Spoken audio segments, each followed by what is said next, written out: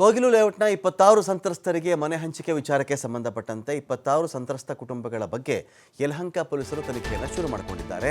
Kogilu layout ನಿವಾಸಿಗಳ records ಏನೇನಿದೆ, documents ಏನೇನಿದೆ ಅವೆಲ್ಲವುಗಳ ಪರಿಶೀಲನೆ ಮಾಡ್ತಾ ಇದ್ದಾರೆ. ಇವುಗಳನ್ನು ಪರಿಶೀಲನೆ ಮಾಡಿದ ಮೇಲೆ ವರದಿ ಕೊಡಬೇಕು ಅಂಥೇಳಿ DC ಒಂದು ಕಡೆ ಅವರಿಗೆ ಹೇಳಿದರು. ಇವರ ಹಿನ್ನೆಲೆ, ಇವ್ರ ಪೂರ್ವಾಪರಗಳು, ಎಷ್ಟು ವರ್ಷಗಳಿಂದ ಇಲ್ಲಿದ್ದಾರೆ, ಇವರು ಈ ಸ್ಥಳದಲ್ಲಿ ಇದ್ದವರ, ಬೇರೆ ಕಡೆಯಿಂದ ಬಂದವರ, ಎಲ್ಲ ಒಂದು ಮಾಹಿತಿಗಳು ಬೇಕು ಅಂತೇಳಿ DC ಹೇಳಿದ್ದು. ಅದರ ಪ್ರಕಾರವಾಗಿ ಇದೀಗ ಪೊಲೀಸರು ದಾಖಲೆಗಳ ಪರಿಶೀಲನೆ ಮಾಡಿಕೊಂಡಿದ್ದಾರೆ.